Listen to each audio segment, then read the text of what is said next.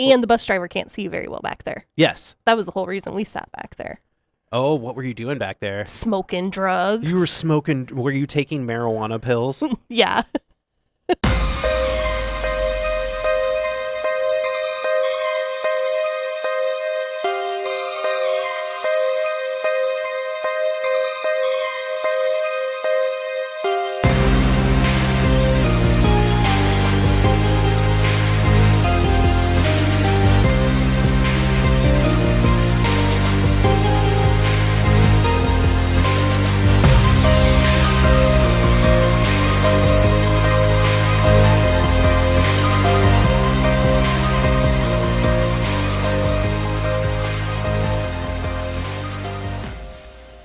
Hello, and welcome to Franchise Frights Podcast. I didn't know if I was supposed to start.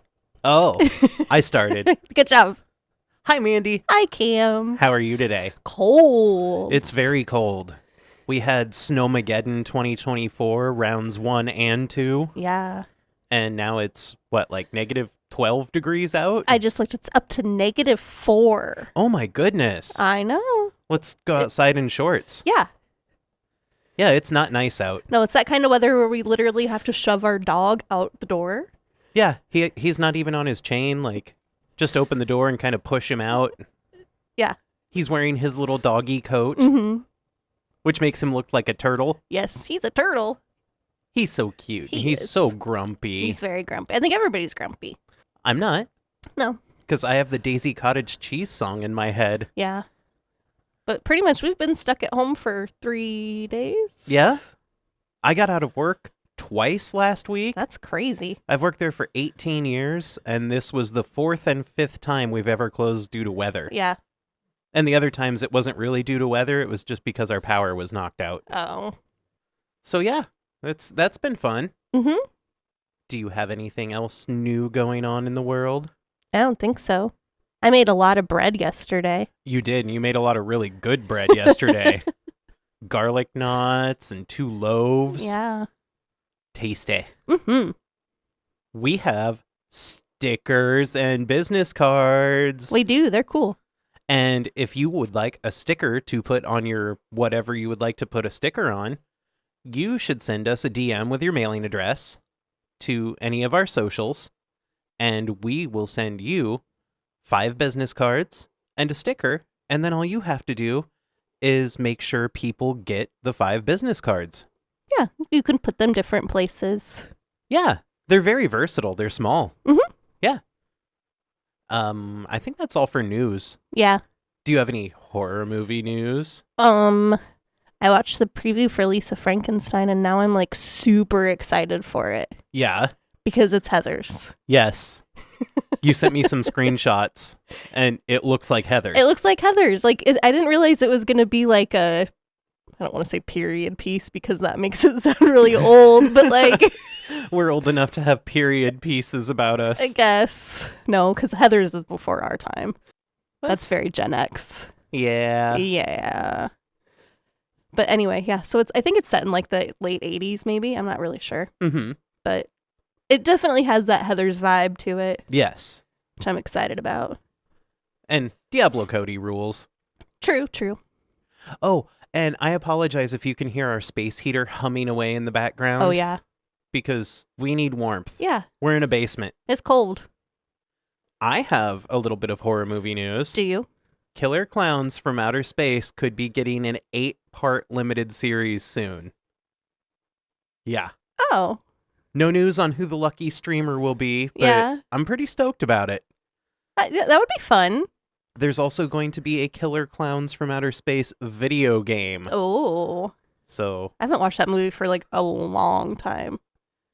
Nolan adores it. Does he? Yeah. Huh. Especially the theme. Yeah. Yeah, that's all I had for horror movie news. Oh, no. What did I tell you last night? A lot of different things. Nope.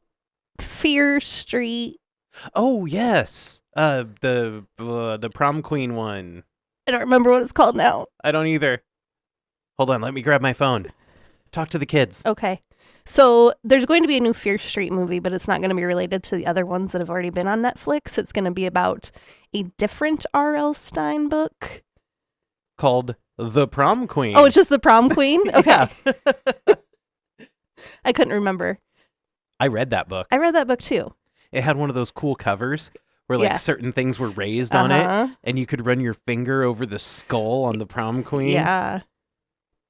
It was spooky. I just joined like a Zennial group and they were talking about Christopher Pike, and I'd completely forgot about Christopher Pike's books. Oh yeah, he was like the more grown up Yeah. R.L. Stein. Uh-huh.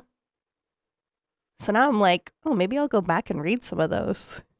I like reading YA novels. I do too. Like when I had Audible, I listened to a lot of YA horror, They're super fast to read and they're entertaining. and it's on my level. Yeah. I never progressed past 12 or No, 13. well, but you have a nice vocabulary.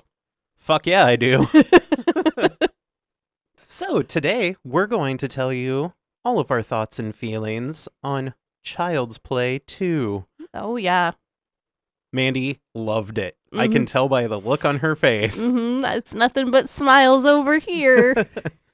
Would you like to give the facts and figures to the dear listeners? I would. It was released on November 9th, 1990, starring Alex Vincent, Christine Elise, Jenny Agutter, Garrett Graham, Grace Zabriskie, and Brad Dourif. It was directed by John Lafia, written by Don Mancini, produced by David Kirshner, cinematography by Stefan... Zapsky, I think? That sounds good. Music by Graham Revel. The production company was Living Doll Production. Ooh. It was distributed by Universal Pictures. The runtime is 84 minutes. The perfect length for a movie. No. It had a budget of $13 million That's $30 million today. and box office of $35.8 million. Or $84 million today. They gave them $13 million to make this movie. Hey, 1990 was like when the slashers were starting to die out, but like they were bringing in a lot of money, so they were throwing a lot of money at slashers. Okay. It has an IMDb score of 5.9, a Rotten Tomatoes critic score of 40%, and an audience score of 52%. Way too low on all counts. Oh, okay. This movie is a solid 9.5. No. Yeah, We're going to fight. I didn't write down the critics' consensus, so would you like to read that? You know why you didn't write one down? Because there wasn't one? There was none. Oh. I was devastated. Maybe that's why I didn't write it down. That's like my favorite part. I know. It was really hard to find reviewers, too. It was. I have one from Richard Harrington of the Washington Post, Mhm. who said, "As surreal as it is suspenseful, the climax may be a little too sophisticated for the genre, but it manages to lower its expectations at the last minute." He thought the ending was too sophisticated? Yeah. I have one from him as well. And this is all one sentence that I'm going to read to you. Oh, so he's like me. Yes. Thin plot-wise, it caters to an audience apparently amused on the first go-round by antics of a foul-mouthed doll named Chucky. Unlikely home to the soul, a psychopathic killer whose occult powers have allowed him to remove the batteries permanently.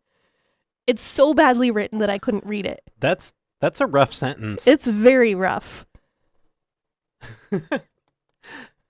Did you read Gene Siskel's review? I don't think so. It's so good. Who was this trash made for?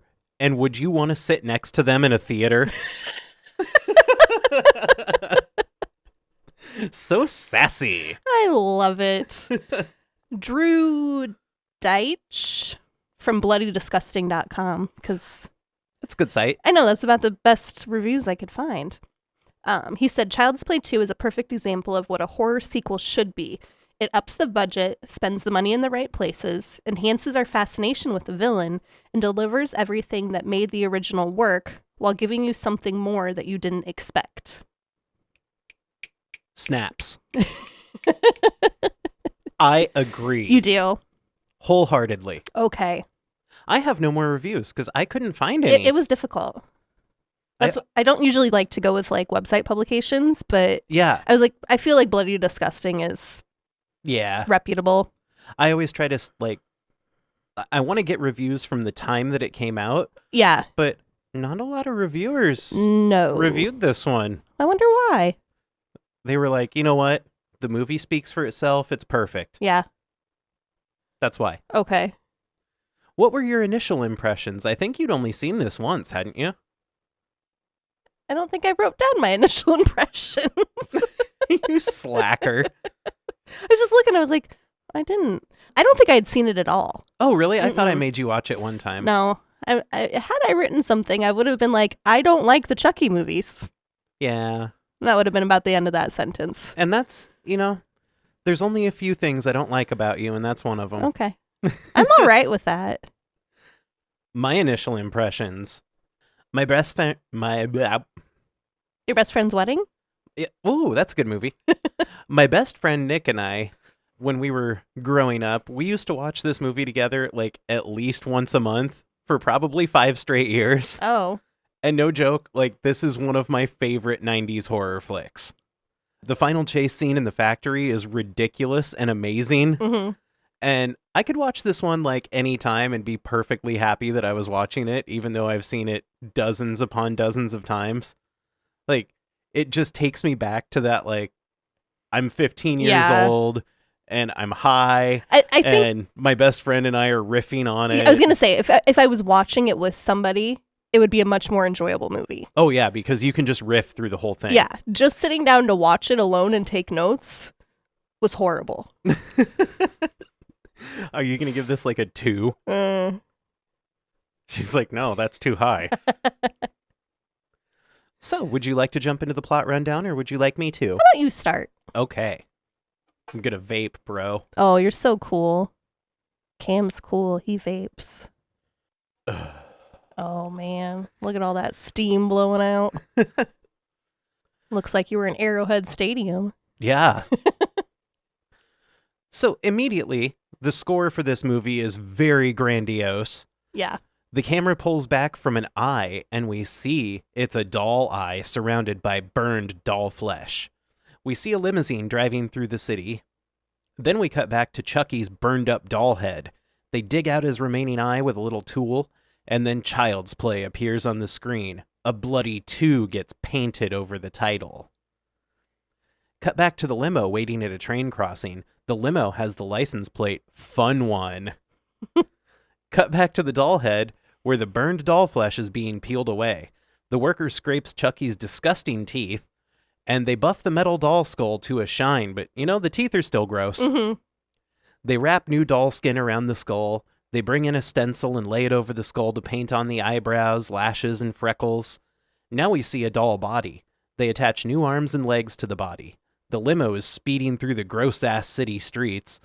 And now the worker is finishing off the good guy doll by attaching a freshly remade Chucky head, closing the door for the electronics, and installing new batteries and dressing the doll in its signature overalls. The limo pulls into the factory parking lot where we see a giant good guys sign, complete with a waving good guy arm. Semis are leaving the lot with colorful trailers and Play Pals toys written on the side in childish script. A wormy-looking asshole carrying a brick phone opens the limo door and greets a grumpy old man. He does not return the greeting when he gets out of the car and begins storming towards the factory. He tells the wormy asshole guy, whose name is Mattson, that he has a meeting with some jittery stockholders in a few minutes, and that Mattson had better have some good news for him. Mattson and CEO Grumpman fill us in on the backstory. Every supermarket tabloid is reporting on Andy's murderous good guy doll story. The cops involved with the Chucky case are denying that Andy and Karen's story were true, but Karen stuck to it and was put in a mental institution. Yeah. So I don't know why they'd throw her in a mental institution for saying that the soul of a deranged serial killer was living inside her son's good guy doll and tried to kill people. Well, and what happened to the cops? Did they just flip their story? Probably. The CPD was like, you can't say that. And they were like, okay, I sure do like my job. So Andy is in a children's crisis center awaiting adoption, and there are rumors going around that a factory employee tampered with the doll to make it say scary things to Andy. Then Mattson tells the CEO grump that they have the doll now. Wouldn't that be an evidence or something? I would think so. Corporate America bought the police. Yep. They walk into an observation room that overlooks the room where it looks like a seismologist should work. There's so many large computers and like cabinets of electronics. But there are doll parts laying everywhere, and a couple of workers are finishing off the Chucky rebuild. Mattson tells the CEO grump that they've rebuilt the doll. Everything with the old doll checked out. There was no tampering.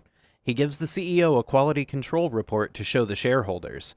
Mattson knocks on the glass to the build room and tells the techs that Mr. Sullivan is here, and he wants to see the doll.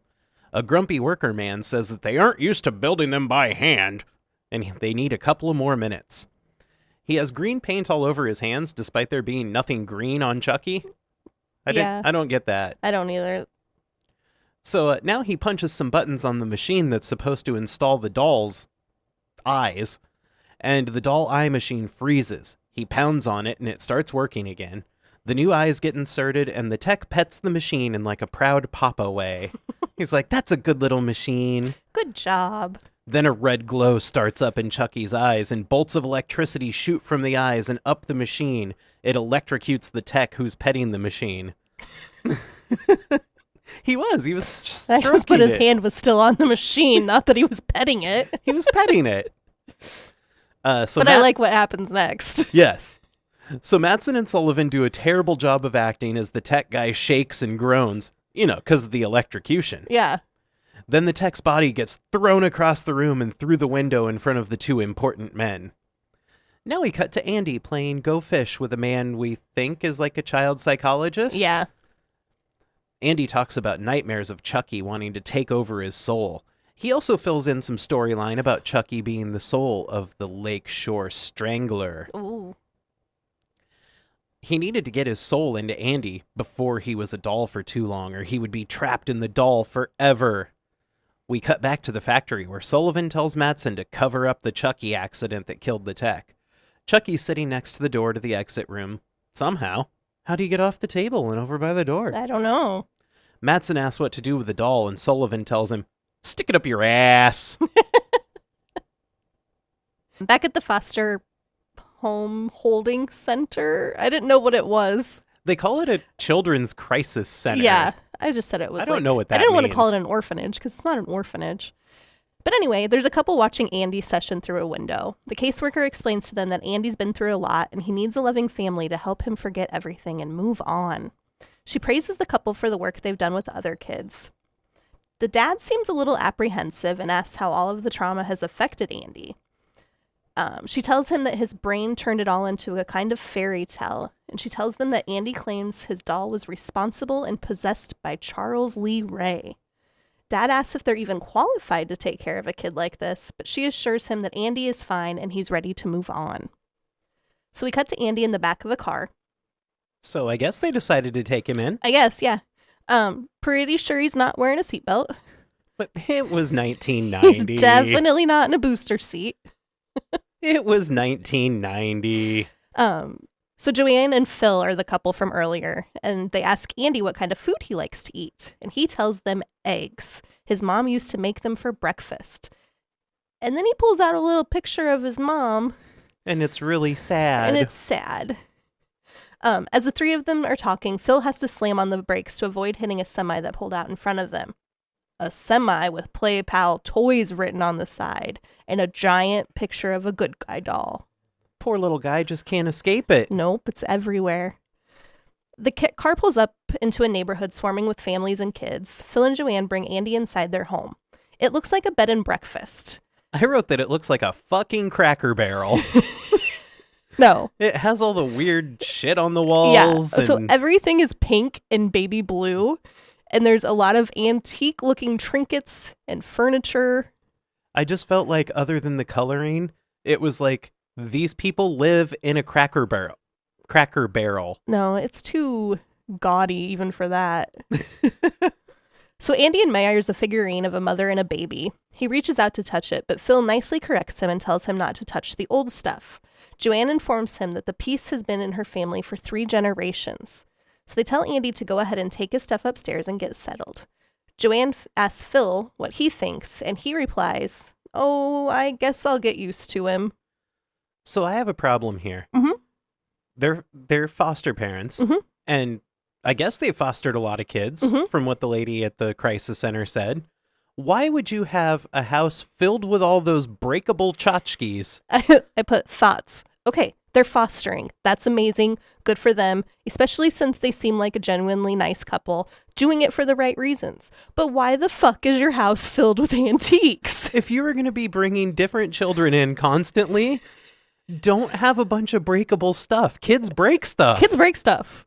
And They don't mean to. And like this family heirloom that's Yeah. like the center of your existence Yeah. is just sitting right out in the middle of the room on a table. Like, at least go put it in your bedroom or something. Yeah. So Andy goes upstairs and walks down a hallway, and he hears rock music coming from a room. He opens the door. And He opens the girl. He opens the girl. A teenage girl is sitting on the bed, smoking and flipping through a magazine. She's dressed in black, and we can already tell that she's clearly a rebel. And she's awesome. She harasses Andy for not knocking. Joanne enters the room and introduces the girl as Kyle. Joanne's scolding at Kyle for smoking and then yells at her for not having unpacked her bags. Then she asks for Kyle's help with supper, but Kyle tells her she has to work.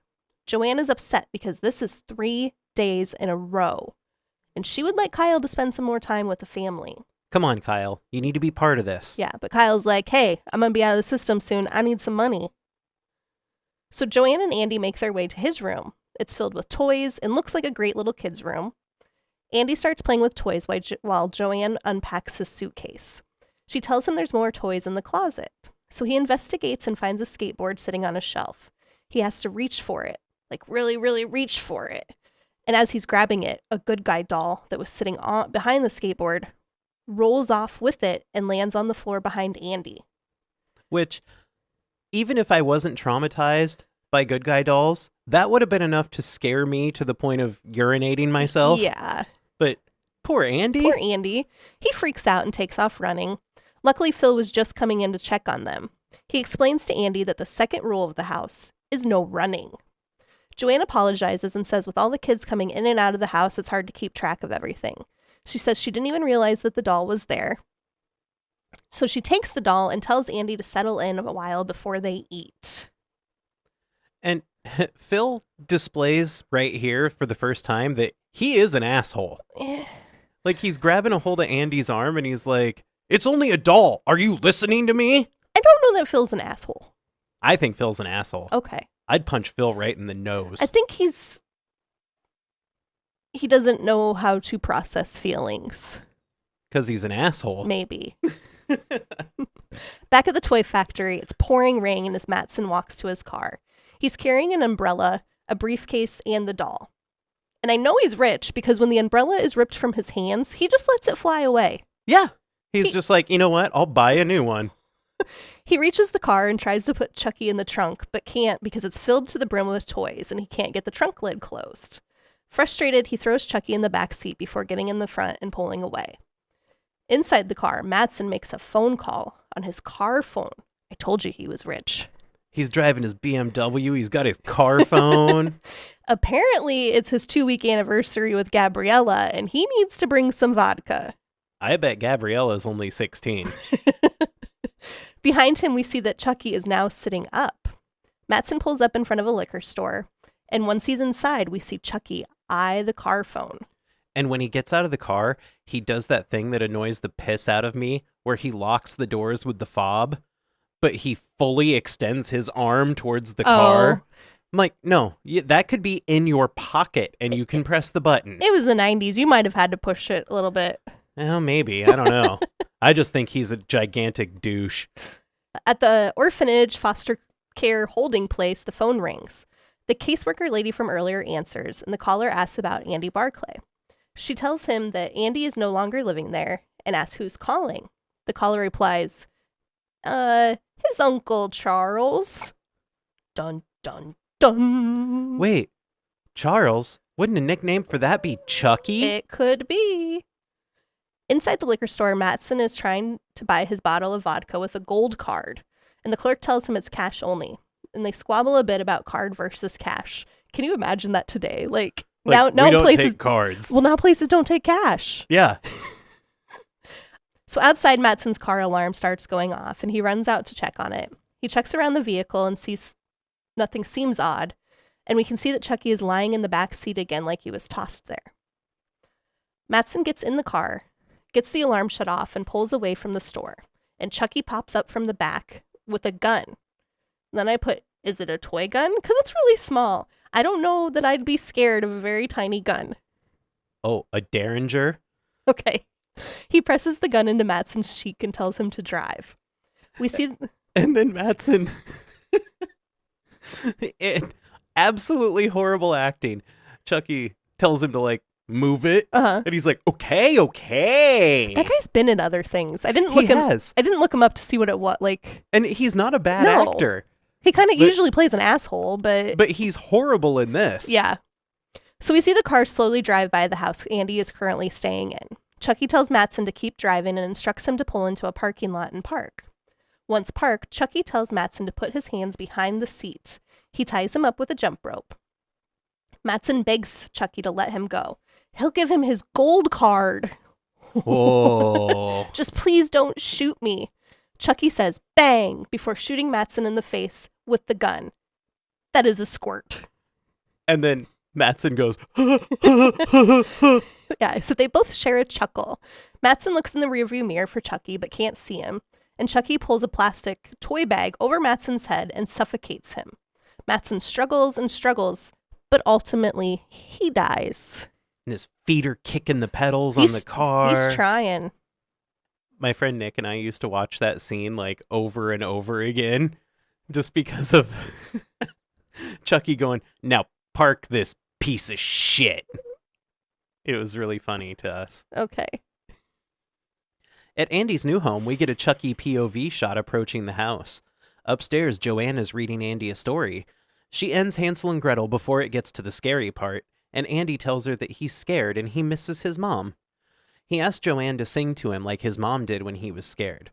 The camera goes down the hall and turns to show Chucky standing at the bottom of the steps. The Tommy Goodguy doll starts chattering, and Chucky beats it to death with the statuette that Joanne said had been in her family for 3 generations. Outside, Chucky buries Tommy's dead doll body in a shallow grave under the swing set with a toy shovel while saying, "Eat dirt, Tommy!"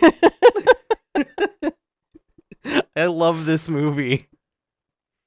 So the next morning, Phil tries to get Kyle and Andy to admit to breaking the statuette, but they don't fess up because they didn't do it. Mm-hmm. Phil grounds them both until one of them admits to it. We get a cute little bonding scene between Kyle and Andy where Andy takes a drag of a smoke while Kyle's doing some laundry. Mm-hmm. And Kyle is so supremely 90s with her fashion. Yes. I want to be friends with Kyle. I want to be Kyle. Well, that would work because I'm friends with you. Aww. Andy talks about how Mr. Simpson is kind of a grump. Kyle tells him about how the Simpsons aren't so bad and tells him some horror stories about other foster families. This makes Andy really sad. Yeah. And he walks up the basement steps and into the kitchen where he overhears Phil and Joanne talking about him. Phil doesn't think they're qualified to take care of him, but Joanne likes him. Mm-hmm. Andy goes out to the living room and faces down the doll that he thinks is Tommy. He tells it he hates it, and it gives him the, "Hi, I'm Tommy, and I'm your friend to the end. Heidi-ho, ha ha ha." But he does hesitate for a second on the name. It definitely takes him a second to say Tommy. Andy picks up the doll and checks the battery compartment. Seeing that it has batteries, he feels safe and walks back into the kitchen with the doll to show Phil that he is now a well-adjusted boy. Later, Andy is on the swing and Kyle is pruning some roses. They have some more bonding time when Kyle talks about her real family. She takes a turn on the swing and Andy pushes her on it. She drags her feet over the Tommy grave and Chucky eyes it nervously. They have to go inside for dinner and Andy grabs Chucky to bring him back inside. He's still obviously scared of the good guy doll. Well, and Outside, when they're kind of horsing around, Kyle says, like, when Andy won't stop pushing her, she says, "I'll kill you." And it kind of flashes to Chucky. Yeah. And I thought, oh my God, Kyle's going to die next. She says, "I'll kill you." And Chucky's like, what a fantastic idea. Yeah. Some killing. Yes. But it's like, if she kills Andy, He's stuck. he ain't got no place to go. Yeah. So I thought he was going to kill Kyle immediately. No. Kyle survives. Yeah. Now it's nighttime. Andy's in his bed, and the camera slowly pans around his room to show Chucky sitting on his dresser. Chucky gives an ominous look towards the bed. We cut to Phil and Joanne for a few seconds, and then cut back to Andy's room. He's tied to the bedpost with jump ropes, and a sock is stuffed in his mouth. Chucky's sitting on his chest, and he tells Andy he has a new game called Hide the Soul. Chucky starts in with his voodoo chant, but he hears something outside Andy's window. He tells Andy, "The next time you're alone, you're mine." Then he goes back to looking just like another good guy doll as Kyle climbs in through Andy's window. She comes over to untie Andy, very obviously confused. Mm-hmm. But she's also kind of annoyed, like, what the fuck? Yeah, like, how did you tie yourself up, you weird ass? She takes the sock out of his mouth and Andy starts yelling, and this brings Phil and Joanne, who think that Kyle tied up Andy so she could sneak out for her date without Andy telling on her. Andy tells him that Chucky was here and that he was trying to take over his soul. So Phil decides to deal with this by yelling at the traumatized child. Yeah. Then he takes him downstairs and... Oh, he takes Chucky downstairs. First of all, Chucky punches Andy in the... Nope. Andy punches Chucky in the face. Yes. Full on. It made me laugh. So Phil yells at Andy, and he takes Chucky downstairs. He throws the doll down the basement steps and tells Andy, "There, he's gone. He can't get you anymore." When the door shuts, Chucky sits up. His nose is bleeding. Uh-oh. He wipes the blood away and says, "I'm turning human again?" If he doesn't get out of this body soon, he's screwed. Yeah. The next morning, Kyle and Andy are leaving for school, and Joanne gives Andy his bagged lunch and tells him it's egg salad. Mm-hmm. Egg salad in a paper bag? How's he going to keep that cold till lunchtime, That's what Joanne? I said too. I said it's egg salad in a paper bag. Nothing to keep it cool. Here, kid, have some food poisoning. Like, hey, Like, I know you just started living with us, but would you like some E. coli? Yeah. Like, come on, Joanne. Oh, I guess it'd be salmonella, not E. coli. Well, it could be anything after it sits around that long. Yeah. So Kyle asks Andy how he managed to get himself tied up last night. He tells her that Chucky did it, and she doesn't believe him. Andy looks very defeated and laments that nobody ever believes him. But Kyle gives him some tips on how to get along at the new school. Andy gets on the bus with the asshole booger pickers, and a blonde asshole kid shoves him for absolutely no reason. Mm-hmm. And this just made me say, little blonde kids suck. I'm sorry if you love a little blonde kid, but think back to your time in school. Every asshole was the blonde kid. Well, sometimes, for the most part, yeah. As the bus pulls away, we can see Chucky's cute little feet kicking away underneath it. And I like that a lot. But I noted that, okay, when I rode the bus, everyone would fight for the back seat. Yeah. The back seat would not have been open. Oh, no. Like, especially the back seat on the, you know, like if you're walking down the aisle, the right side. Yeah. Because it's the single seat. Yes. And the bus driver can't see very well back there. Yes. That was the whole reason we sat back there. Oh, what were you doing back there? Smoking drugs. You were smoking. Were you taking marijuana pills? Yeah. At school, Andy's at recess, and he's just throwing a ball against a fence, looking super paranoid. Yeah. I really feel for little Andy Barkley. He's probably like 6 inches from the fence and is just like tossing the ball into it. He's like, look, I'm playing. Yeah. We cut to shots inside the empty school before we enter a classroom and see Chucky sitting at a teacher's desk. Where is it? Where is it? He's rifling through a stack of papers looking for something. So then we cut to a teacher reading aloud from Pinocchio. The class are all sitting in their desks listening. The dickhead kid from the bus that shoved Andy is sitting behind him and flicks his ear. Andy whips around and yells, "Get lost, microchip!" Which is like, I think that's 90s little kid for, fuck you, bastard. I don't know. It made me giggle. The teacher confronts Andy and tells him she doesn't have patience for disruptive students, and he should be trying to get on her good side.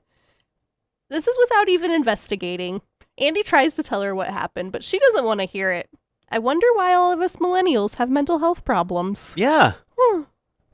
So the teacher dismisses the students and goes to her desk and picks up the stack of papers Chucky was messing with earlier.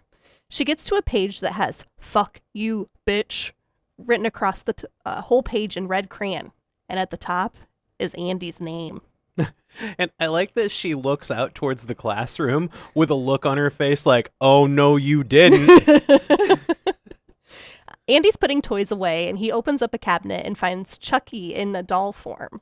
He's not Chucky live, he's Chucky doll form. Yes. And the teacher, obviously upset, confronts Andy. She asks him why he would do something like that. And Andy says he didn't.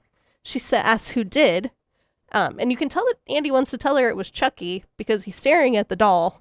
But this hasn't worked out so well for him. No, nobody ever believes him. Yeah. She tells him, no way, no toys, and grabs the doll. She instructs Andy to sit there with his head down as she tosses Chucky into a closet and locks the door before leaving the room and locking Andy inside the classroom. Yeah, and there were two other egregious things that Miss Kettlewell did. First off, she hauls him up off the floor by his arm. Yeah? And then she pretty much throws him into a desk and slams his face down on the desk with the back of his head. Yeah. I'm like, oh, if I found out a teacher did that to my kid, we would have brass knuckles. Yeah. Just lock a kid in classroom. Who cares if a fire breaks out? Oh, yeah. It's fine. It's all good. Well, he wrote an obscenity. Well, yes. 2 of them. Oh, no. You? And, yeah. Okay. Andy gets up from his desk and cautiously approaches the closet. He peeks through the keyhole. Why do kids peek through the fucking keyhole? Don't do it. Nothing scary would have happened if you didn't look through the keyhole, Exactly. Andy. And he's greeted by Chucky's bright blue eye. Chucky yells at Andy to let him out. Andy tries the classroom door, but it's locked, so he runs to the window. Chucky tells him he won't kill anybody else, just let him out. And then the closet door starts to shake as Chucky is pounding on it from the other side. Andy manages to get the window open and escape, and the teacher comes back and enters the classroom. Andy is nowhere, but the closet door is still shaking. She yells at him for not staying in his seat and demands that he opens the door. The closet door abruptly stops shaking, and she uses her key to unlock the door and enters the closet, ready to kick Andy's ass. Okay, so I don't think she should be a teacher. She assaults students. She locks them in rooms by themselves. Yeah. And she's not even smart enough to understand how a fucking door works. She locked that door with a key, and she thinks... But... She thinks 9-year-old little Andy Barkley picked the lock, got in there, and relocked the door? So this is 1990. She looks like she's probably, I'd say, 60 years old-ish. Yeah. So she probably started teaching in the 50s. Yeah. I mean... That's when you could beat kids. You could beat kids in the 50s. That's what the yardstick was for. Yeah. Oh. Oh. There's a yardstick coming up. Yep, there is. Good job. She turns on the light and yells for Andy to come out. It's a big closet filled with the students' coats, classroom supplies, and recess toys. She can't find Andy and starts to have a little concern in her voice. She checks a rack of coats, and a ball from above falls down, scaring the shit out of her. She parts another group of coats, and Chucky explodes out and stabs her in the chest. With a ball pump. Okay, that's what I thought it was. Yeah. And then he pushes the plunger on the ball pump into her chest. Yeah. So the teacher stumbles out of the closet and knocks over 3 desks, because in Chucky movies, you don't just fall a little bit, you fall a lot. You fall hard. Yes. Well, she was propelled by that gust of air that he pumped into her. Chucky walks out of the closet carrying a yardstick and tells the teacher she's been very bad. We get shots of Chucky holding the yardstick and shots of the teacher screaming, but we don't actually get to see what happened. And then I put a note that it would take a very long time to bludgeon someone to death with a yardstick. Yeah, and she's earned every single whack. One thing I really liked about this scene is how you see through the window, he raises the yardstick and it comes down. Yeah. And every time it comes down, you get like a big orchestral sting. Uh-huh. And then the camera backs up like 50 feet and you see the yardstick raise again. Yeah. And then it comes down, orchestral sting, and then it backs up I again. will say for them not showing anything, it's very effective. Yeah. And you just really wanted her to get beaten to death with a yardstick. Yeah. She's not cool. I don't like her. Yeah. Miss Kettlewell was very, very bad. True. So back at home, Phil is grilling Andy again, and Andy tells him that Chucky followed him to school, and he escaped and ran home. Joanne says that a teacher called home and said that Andy wrote an obscenity on his paper, and she was keeping him after class. Andy says that Chucky did it, and Phil loses his shit. Phil says he won't tolerate this foolishness in his house. First off, Phil, screw you. Secondly, eat a dick. So now he walks Andy to the basement door and tells him to open it. Andy holds strong and refuses to open it. Joanne protests, but Phil shuts her down. Phil tells him again to open the door. Again, Andy refuses. Now Phil yells at the traumatized child, again, to open the door. Andy still holds strong, so Phil pulls the door open and points to what he thinks is Tommy at the bottom of the basement stairs. He tries to get Andy to admit that it is Tommy, but Andy refuses to. Andy, he is steadfast. He's like, no, Phil, I'm not going to tell you what you want to hear. Yeah, he holds his own. So later, Phil and Joanne are yelling at each other in their bedroom. Phil wants to send Andy back to the center before Andy tears this family apart. Joanne says that families don't give up on their children, and Phil screams at the top of his lungs, "He's not our child!" So while they're arguing, the camera glides down the hallway and stops on Andy's doorway. Andy's looking very, very dejected, sitting on his bed. And Kyle comes in and tries to comfort him and give him some more advice. She tells him that the only person he can count on is himself. He tells her, "It doesn't matter. No matter where I go, Chucky will find me." And he's so sad. He is sad. Now it's nighttime again, and we see the POV shot going through the house. This time it's Andy. Andy's little hand is opening kitchen drawers. Then he sees an electric carving knife. And an electric carving knife always makes me think of Idle Hands and Seth Green going, "Look at me, I'm Leatherface." I put it in my notes. Because he does, he holds it up just like that. So, brave little Andy, he opens the door. He's armed. Chucky is no longer at the bottom of the steps. Andy goes all the way downstairs to look for his killer doll. He bumps into some shit and then revs the knife up at it. He bumps into everything all the time. Yeah, he's a little kid. Little kids bump into shit. He opens the dryer and just starts stabbing at clothes inside with the knife. Can you imagine? Like, they go downstairs the next day and, like, pull their sheets out of the laundry and they're just all cut up. Like, what the hell? I mean, at this point, they're probably not going to worry about what happens in the future. Well, but, yeah. like, that's what I thought. I was like, he's just, like, stabbing at their clothing. So the basement's full of tacky, weird shit, just like upstairs is. And there's, like a full-sized, like, it looks like it was a chainsaw carving of, like, a Native American man. Oh, yeah. I'm like, why is that in your basement? Who knows? They collect weird shit. It's probably worth money. Yeah. But while he's going around the basement, we see Chucky's silhouette run behind Andy. Andy continues his search, but Chucky jumps on him from above and goes for his signature move, the ear bite. Don't bite people's ears. So Phil hears something from downstairs and goes to check it out. He has to turn off his business news that he's watching on TV. We cut back to the basement where Chucky and Andy are in a nice little wrestling match, and Chucky tells him, "Why fight it, Andy? We're going to be very close. In fact, we're going to be fucking inseparable." I love Chucky so much. I know you do. Andy gets his trusty carving knife back and slashes at Chucky with it. Chucky gets off his back and runs away just as Phil opens the door. Phil sees Andy with the knife, and he's concerned. I would be concerned. He tells Andy to put down the knife, and then he comes down the steps talking to Andy like he is a rabid dog that Phil is trying to tame enough to throw it in a cage.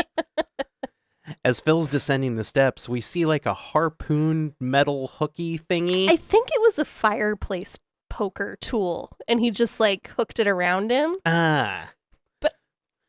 Go on, because I couldn't really tell what happened here. But it pops up behind the open-faced steps, following Phil's footsteps down. I wrote the harpoon hook. Okay.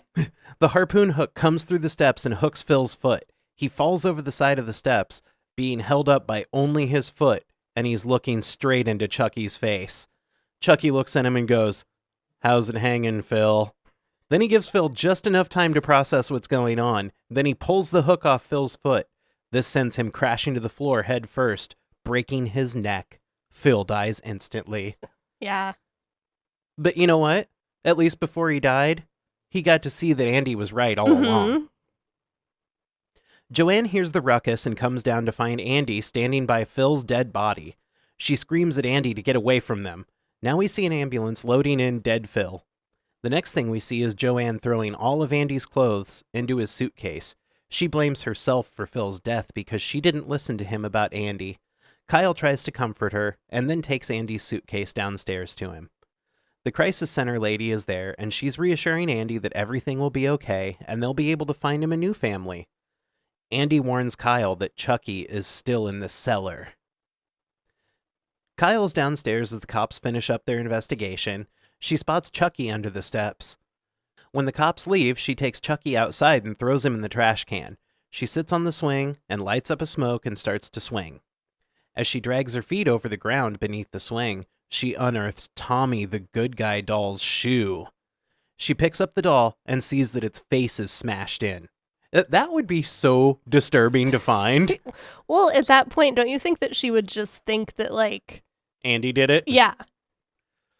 So she goes to the trash can to find that Chucky is no longer there.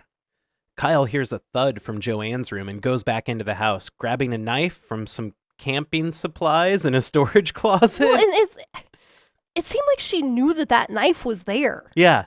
Well, I mean, she's been in some rough houses. That's true. You got to know where you can fight. Yeah. So she starts to go upstairs to check on Joanne, knife in hand.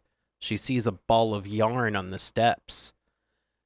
And we can hear Joanne's sewing machine running.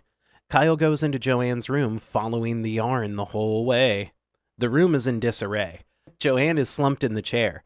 Kyle turns the chair around to find that Joanne has been gagged and strangled.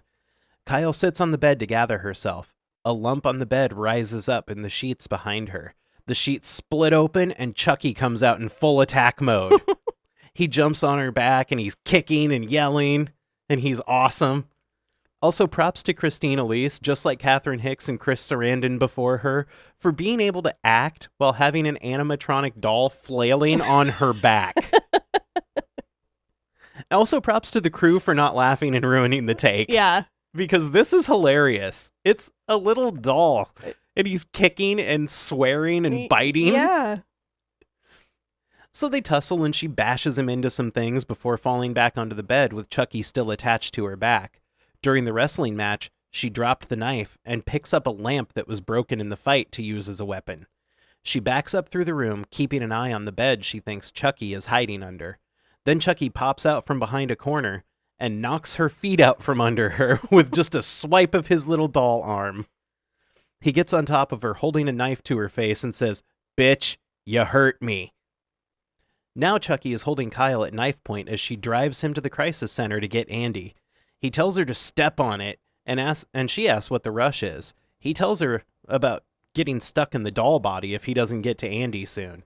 Then she floors it, and they speed by a cop who pulls out to pursue them. They get pulled over. Chucky holds the knife to her ribs and tells her to behave.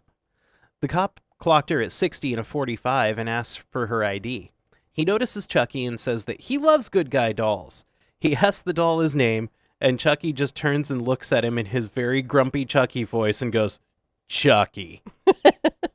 The cop is elated. Then Chucky's nose starts to bleed, and the cop asks about it. Kyle says, "You've seen dolls that pee? This one bleeds." The cop lets her off with a warning and tells her, "Hey, buckle up for safety." At the crisis center, the curly-haired lady is tucking Andy into bed and making sure he's okay. As soon as she leaves the room, Andy springs out of his bed and gets dressed in his not pajamas. Mm-hmm. He's going out. He's on a mission. Back in the car, Chucky's demanding that Kyle drives faster. She buckles her seatbelt, floors it, and then slams on the brakes, sending Chucky flying through the windshield. He hits the ground and rolls, and Kyle loses sight of him. As she's looking around for him, Chucky pops up in front of the car, half on the hood and half dangling in front of the grill. Kyle floors it, and Chucky slams his face into the hood of the car. Then he picks up his head and yells, "You goddamn women drivers!" It's funny. It's not funny. It's a doll swearing and being chauvinistic. It's hilarious. So Kyle gets up some speed and then slams the car into a chain link fence. She backs up, Chucky gets to his feet, and she tries to ram him again, but Chucky dodges the car at the last second. After the impact, the car is dead, and she realizes that they're very close to the crisis center. She gets out of the car, and we get a POV shot from under the vehicle, and you definitely think we're going to get an Achilles tendon cut here, which I hate. I hate Achilles tendon cut scenes. Thankfully, we don't. But Chucky is on the roof of the car and jumps onto Kyle's back, holding the knife to her throat, and he tells her, "Playtime's over." At the orphan center, Andy is sitting fully dressed in his bed when the fire alarm goes off. All the kids file out of the building. Andy hits the top of the stairs and sees Kyle standing there with Chucky in her arms. From behind, we can see that Chucky has a knife held against Kyle's back, but he's in doll form. The caseworker lady comes down the stairs and starts dragging Andy, saying they need to get outside. She looks up and sees Kyle standing in front of the fire alarm. She asks Kyle what's going on and if she's the one that pulled the alarm. Kyle pauses before saying, "No, he did," while nodding at Chucky. The caseworker lady is not impressed and drags both the kids into her office. She confronts Kyle and asks if this is all a joke. Kyle and Andy exchange knowing glances, and the caseworker lady says, "Enough," and grabs the doll from Kyle's arms. Chucky comes to life and stabs her multiple times. She falls into the copy machine face first, and we get pictures of her scanned face as she's dying. And this was such a trope in the late 80s and early 90s. They're like copy machines. Yes. Whoa. Yeah. We could use that in our scary movie. Well, you see it in all kinds of movies. Yeah. Like in Scrooged. Yeah, that's what I was thinking of. Kyle grabs Andy's arm and tries to run away with him, but Chucky smoothly shuts the door, trapping Andy and him inside together. "Okay, sport, we're going to have a little game of Chucky says. Chucky says, move your ass." I also like that Andy's sitting there staring at the dead lady on the floor, and Chucky goes, "Snap out of it. You act like you've never seen a dead body before." Yeah. Andy looks around in shock, and Kyle's trying to break in unsuccessfully. Fire trucks begin arriving. Now outside, Andy is piggybacking Chucky. Chucky sees a newspaper truck and instructs Andy to get in. Kyle finally breaks into the office, but finds no Chucky or Andy. She climbs out the window just in time to see them take off in the truck. So Kyle runs back to the car. And at this point, I put, okay, earlier I didn't understand that the accident happened right outside of the orphanage. Oh. Because I couldn't understand why she didn't try to start the car up again. She just got out and started running, and I was like... I think she did try to crank it once, and it kind of sputtered, didn't it? No, she doesn't try at all. Oh. And I was like, why didn't you try? You could go faster in the car. Yeah. But you know what? There's no plot holes in this movie. I know. They got it covered. Yeah. So the engine catches, and she takes off super fast to chase the truck. There's an intense chase scene with a lot of squealing tires as the newspaper truck driver casually sings a tune and drives along like a normal human being. Kyle has the most intense face ever and is drifting every corner and running into trash cans. Inside the news truck, Chucky has Andy pinned down and is getting ready to perform the ritual when Kyle catches up to them. She follows closely and honks her horn while trying to get the driver's attention. With no luck, she pulls up alongside the truck, yelling at the driver to pull over.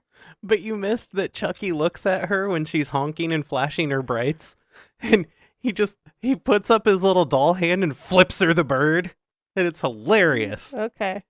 Oh, this movie is comedy gold. It's not. The driver doesn't cooperate, and Kyle pulls out in front of the truck, making it stop. She runs out of her own car and gets to the back of the newspaper truck, but Chucky and Andy aren't there anymore. She sees them across the street, and Chucky's piggybacking on Andy again. She wants to follow them, but the driver of the truck confronts her, wondering what her problem is. She pushes him away, and then that way she can finally chase after Andy and Chucky. We see that Kyle is running into the good guy doll factory. Chucky and Andy get inside through an open garage door, and Kyle manages to Indiana Jones under the same door. That's what I said. Getting in just as it closes. Dun, dun, dun, dun, dun, dun, dun. Inside the factory, Chucky and Andy run through the warehouse filled with good guy dolls. Like, filled. Did you have a little question about why they decided to set up their good guy doll storage facility as a maze? Yes. And it doesn't look like it's wide enough for a fork truck to get through It's there. not. But I think, I might have put something in my notes later. We'll discuss. Okay. When they reach a spot that Chucky finds acceptable, he tells Andy, "We're home." And then I think he knocks Andy out, but I don't know because Andy falls to the ground with his eyes closed. But that kid can't keep his eyes still for shit. No, not at all. They're very fluttery. Yes. Chucky laughs and says, "Close your eyes and count to 7. When you wake, you'll be in heaven." And then he giggles a lot and places the knife on Andy's chest before saying, "This is it, world. No more Mr. Nice Guy." No more Mr. Good Guy. Oh, is that what he says? Yeah. I thought he said nice guy. From here on out, no more Mr. Good Guy. Oh, that makes more sense. So Chucky starts his chant, and a giant ass cloud forms under the factory. Lightning starts flashing inside. Chucky continues the ritual. I feel like the ritual is a lot longer this time. I think it's longer when he has to do it to transfer his soul back into a human. Okay. Because in the first movie, it was shorter when he was putting it into the doll. Yeah. But it was longer when they were in the apartment. Okay. So everything's going super crazy, and then it suddenly stops. Andy slowly opens his eyes and gives a little smirk. So we're not sure if it's Chucky or Andy. But then blood starts to drip on him. The camera pans up to Chucky's nose bleeding, and he screams, obviously disappointed that his ritual didn't work. Chucky starts throwing a fit because now he's trapped inside the doll. A stack of doll boxes suddenly fall on him, and we see that Kyle was the one that pushed over the boxes, and she yells at Andy to run.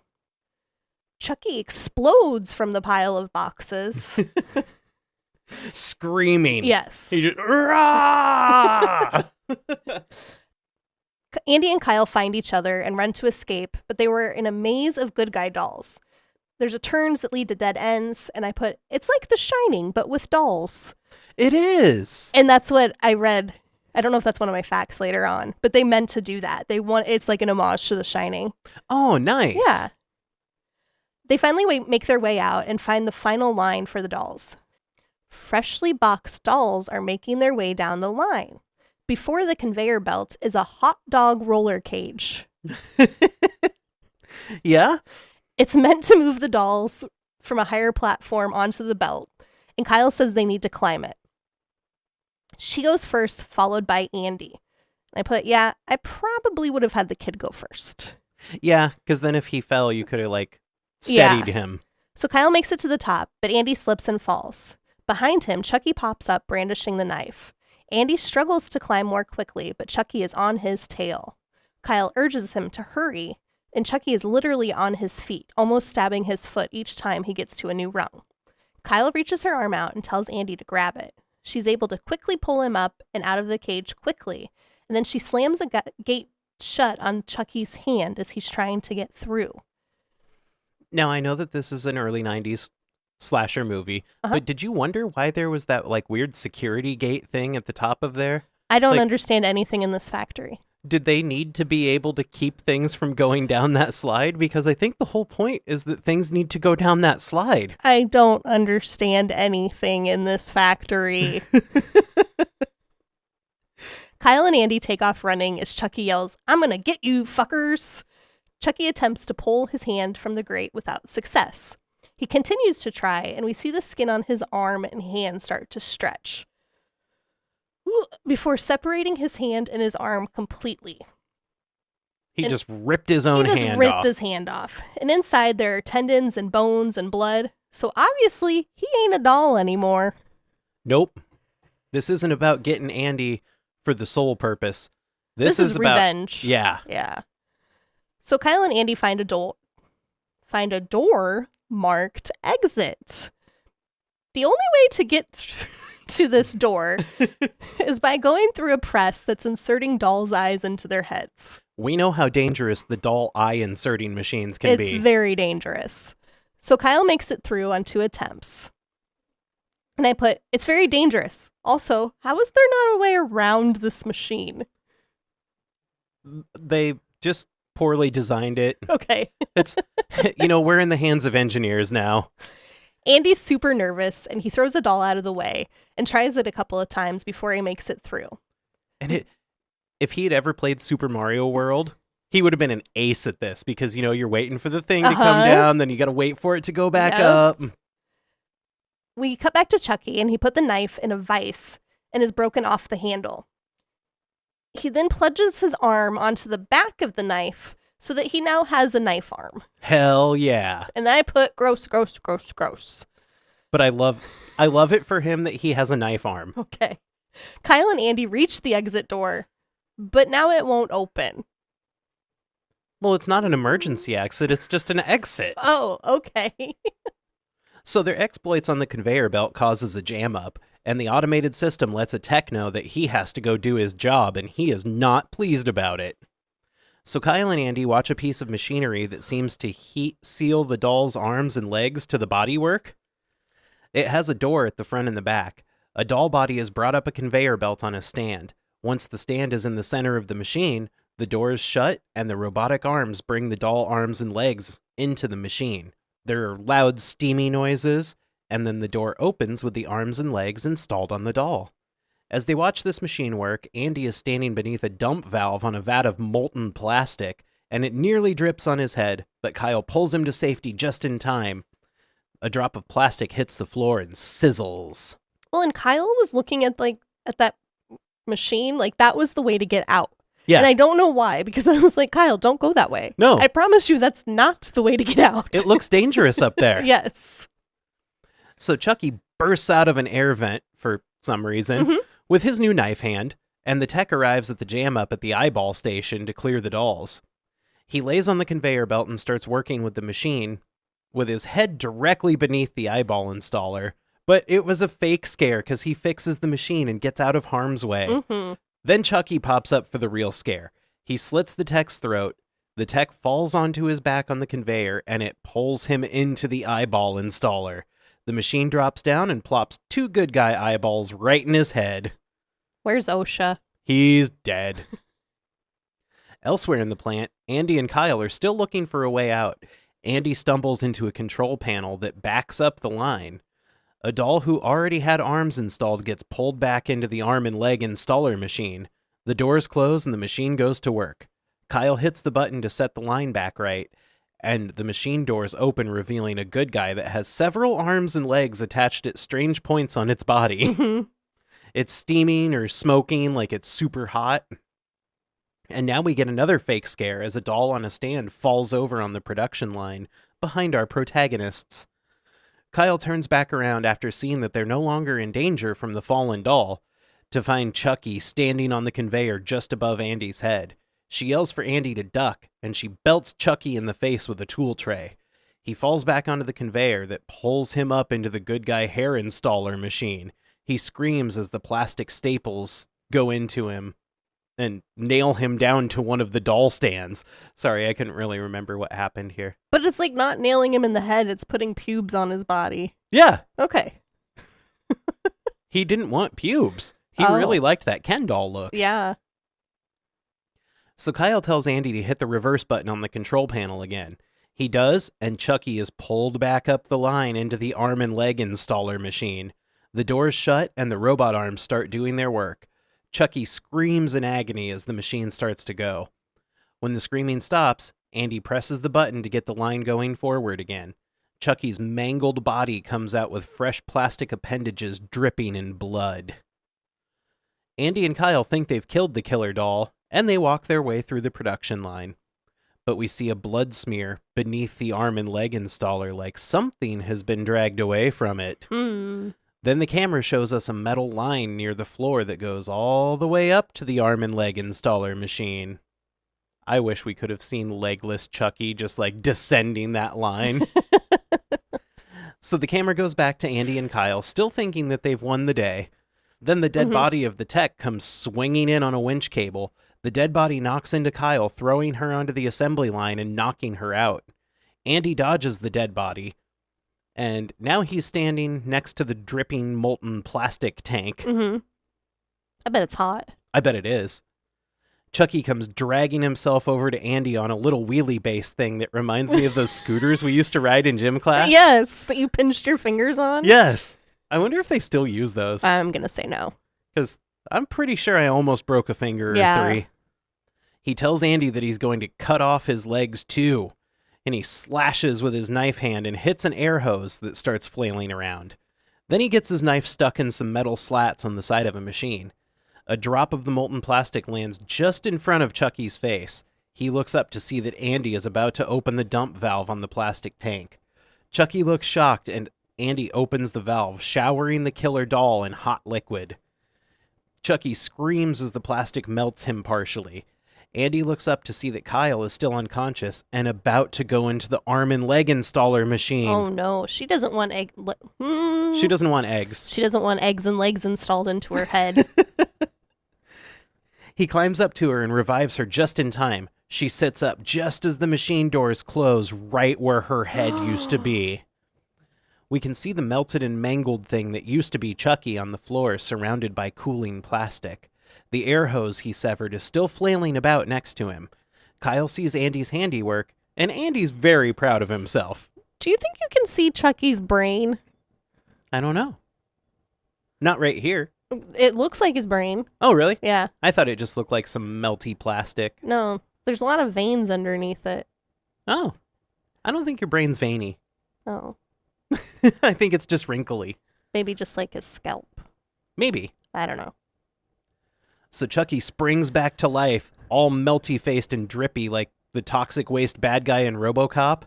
And he also kind of reminds me of a Garbage Pail Kid right here. Yes! Like, he looks like a Garbage Pail card. Yes.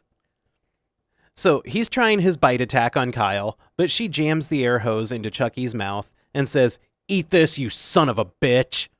Chucky's head fills with air, and this is where he really looks like a Garbage Pail Kid. Yes, yeah.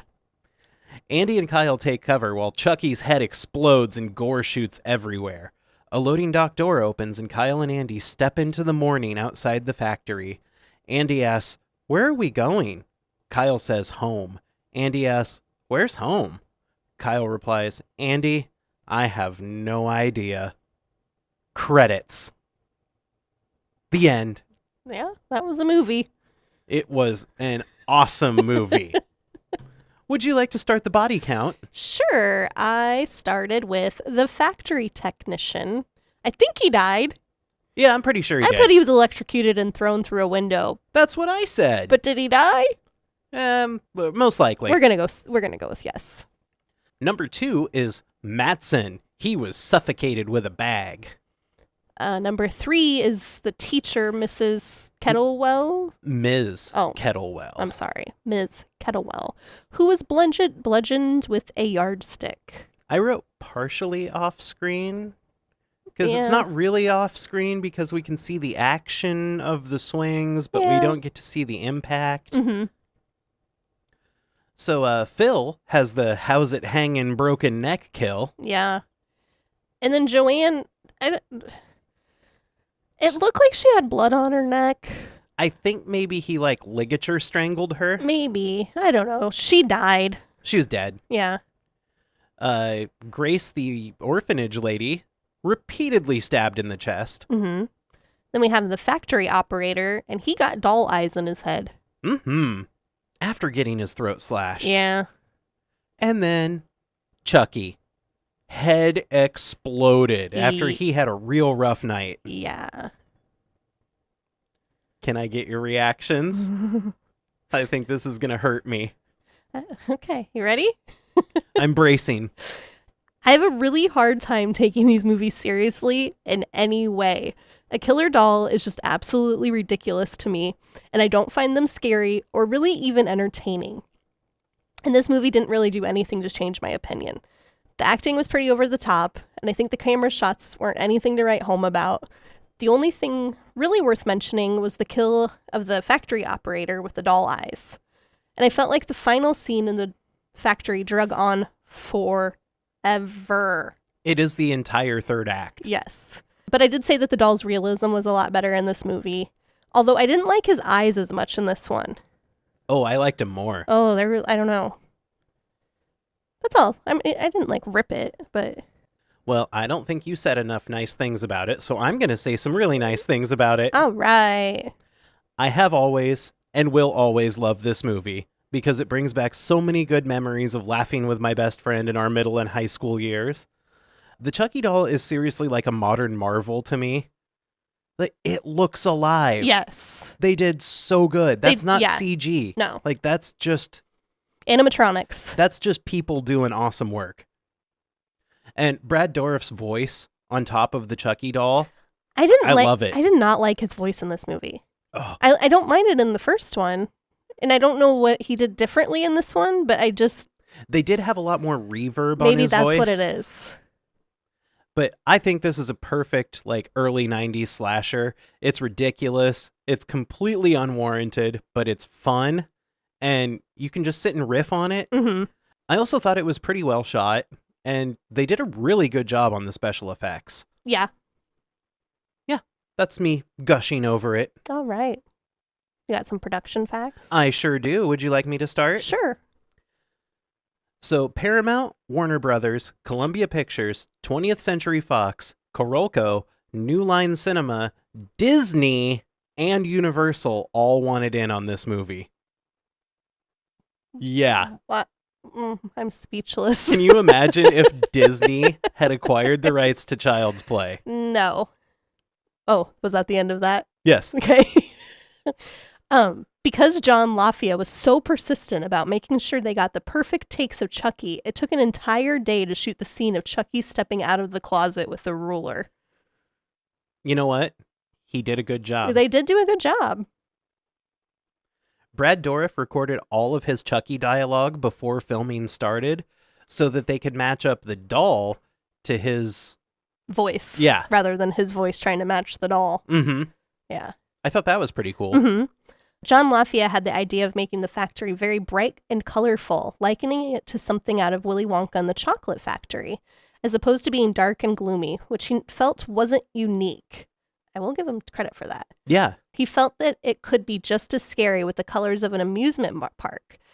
So this movie is shorter than most horror offerings due to them cutting Chris Sarandon and Catherine Hicks characters from the script due to budgetary constraints. Oh. They had $13 million to make this movie, and they're like, nah, we can't pay Chris Sarandon and Catherine Hicks to reprise their roles. Not if they had to spend a whole day getting Chucky to walk out the closet.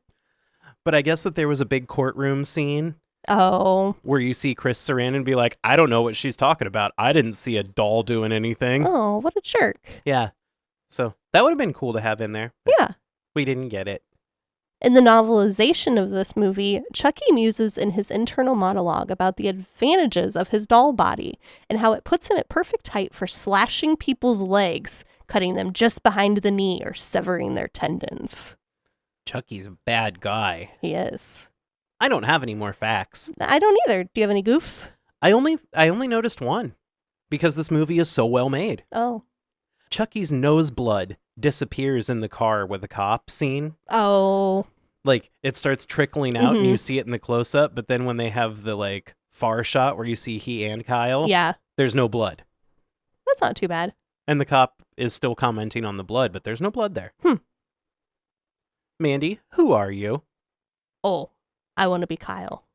That's what I said. I said, at this time, I would have killed to be Kyle. The short blonde hair, her outfits are spot on. I guarantee she listens to Social D or The Cure or The Smiths. Oh, yeah. I'm like, but she also was so lovely in taking Andy, like, under her wing and taking care of him.